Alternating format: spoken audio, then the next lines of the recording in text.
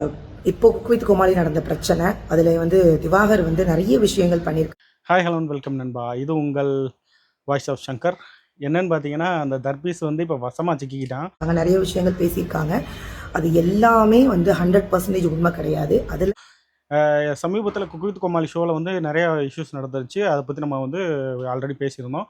But இப்போ என்னன்னு பார்த்தீங்கன்னா, அந்த குக் வித் கோமாளி செட்டில் நடந்த விஷயம் என்னங்கிறத பற்றி அந்த செட்டில் உள்ள கண்டஸ்டன்ஸ் எல்லாருமே வந்து இப்போது சொல்லியிருக்காங்க. அது என்ன நம்ம பார்க்கலாம். வீடியோக்குள்ள போகிறதுக்கு முன்னாடி மறக்காமல் நம்ம சேனலை சப்ஸ்கிரைப் பண்ணிடுங்க. இந்த வீடியோக்கு ஒரு லைக் போட்டுருங்க, ஹைப் போட்டுருங்க. அதுக்கப்புறம் வந்து இந்த வீடியோவை உங்கள் ஃப்ரெண்ட்ஸுக்கு ஷேர் பண்ணிடுங்க. ஓகே, அவர் உள்ள நுழைஞ்ச உடனேயே பெண்கள் கிட்ட நடந்துக்கிட்ட விதம் என்னன்னு பார்த்தீங்கன்னா, இப்போ அந்த குக் வித் கோமாளி செட்டில் வந்து இவன் சொல்லியிருந்தான் அதெல்லாம் ஒன்றுமே நடக்கலை, நான் வந்து சும்மா இது பண்ணேன், என்னை டார்கெட் பண்ணாங்கன்னு. பட் இப்போ பார்த்தீங்கன்னா அறந்தாங்கி நிஷா அவர்களும் குறிப்பாக அவர் எனக்கு தான் கோமாளியாக வந்தார். வந்த உடனேயே என் தோல் மேலே கை போடுறது. வேறு வந்து ஒருத்தர் பட்டிமன்ற பேச்சாளர் ஒருத்தர், அவர் பேர் எனக்கு சரியாக தெரியல, பட்டிமன்ற பேச்சாளர் ஒருத்தர், அவங்க 2 பேரும் வந்து இப்போ வந்து இது கொடுத்துருக்காங்க. அதாவது வீடியோ வெளியிட்டிருக்காங்க. அதில் அறந்தாங்கி நிஷா என்ன சொல்லியிருக்காங்கன்னு பார்த்தீங்கன்னா, இவர் வந்து செட்டுக்கு வந்த உடனே பெண்கள் கிட்ட எல்லாருக்கிட்டையுமே வந்து ஒரு மாதிரி தான் நடந்துக்கிட்டாரு, வல்கரா நடந்துக்கிட்டாரு. எல்லார்கிட்டையுமே ஒரு மாதிரி வல்கரா பிஹேவ் பண்ணது. இந்த விதம் எல்லாமே அவர் வெளியில சொல்லவே கிடையாது. பெண்கள் மேலே கை போடுறது, இந்த மாதிரி விஷயங்கள்லாம் இது பண்ணாரு. அதனால தான் வந்து பிரச்சனையே ஆரம்பிச்சது அப்படின்னு சொல்லி அறந்தாங்கி நிஷா சொல்லியிருக்காங்க. அதுக்கப்புறம் வந்து கானா வினோத் வந்து ஏன்டா இப்படிலாம் பண்ற அப்படின்னு சொல்லி கேட்டதாகவும், அதாவது எதுக்காக கேட்டார்னா, அறந்தாங்கி நிஷாட்ட வந்து இவர் போயிட்டு கை போட்டு இந்த மாதிரி ரொம்ப நேரம், அதாவது கை போட்டு அப்படியே இருந்துட்டு கை எடுக்காம ஒரு மாதிரி அவங்க ஹஸ்பண்ட் முன்னாடி பண்ணிட்டு இருந்திருக்காரு.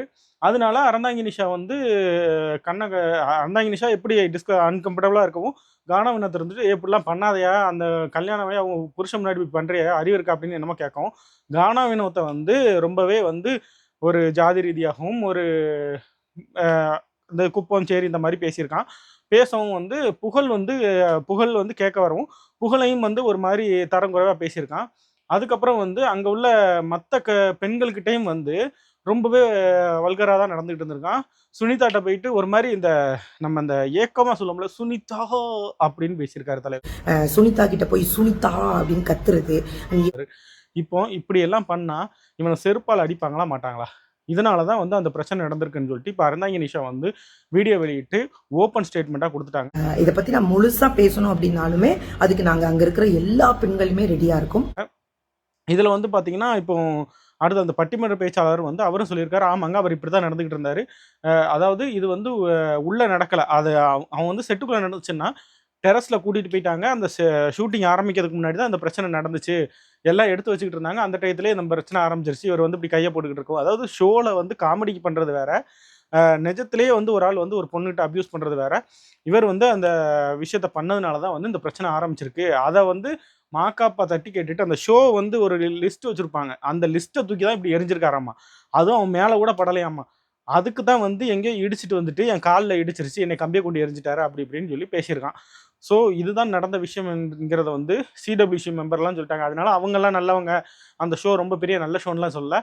சிடபிள்யூசி எப்படிப்பட்ட ஷோன்னு தெரியும், ரொம்ப டபுள் மீனிங் பேசுகிறாங்க செய்கிறாங்க. ஓகே, நானே அந்த ஷோ அந்தளவுக்கு பார்க்க மாட்டேன். பட் இந்த இஷ்யூ வந்ததுனால நம்ம அதை எடுத்து என்ன ஏதுன்னு பார்த்து பேசுகிறோம். பட் அந்த ஷோவுமே வந்து ரொம்ப சமூகத்துக்கு முக்கியமான ஷோ, அக்கறையான ஷோ அப்படின்லாம் நான் வந்து சொல்ல வரல. ஸோ மக்கள் எல்லாரும் புரிஞ்சுக்கோங்க, இந்த திவாகர் வந்து இந்த மாதிரி ஆள் தான், இவனெல்லாம் வந்து என்கரேஜ் பண்ணாதீங்க அப்படிங்கிறத நம்ம இப்போ சொல்லிக்கிறோம். நன்றி, வணக்கம். அடுத்த வீடியோவில் சந்திப்போம். இது உங்கள் வாய்ஸ் ஆஃப் சங்கர். மறக்காமல் நம்ம சேனலை சப்ஸ்கிரைப் பண்ணிடுங்க. நன்றி.